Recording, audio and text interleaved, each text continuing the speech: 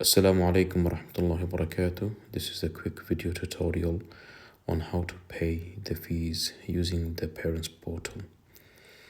So once you've opened the Parents Portal and logged in, you'll be faced with this home screen. Then you tap on the top right corner if you're using a mobile phone.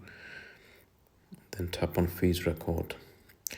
Now any fees which are outstanding will be shown in red, and any fees that are due in the future will be shown in black.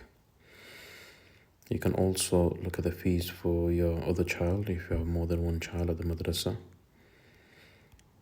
And then once you're ready to make payment, you can click on Make Payments. Then by default, all the months or invoices which are overdue will be selected in blue ticks.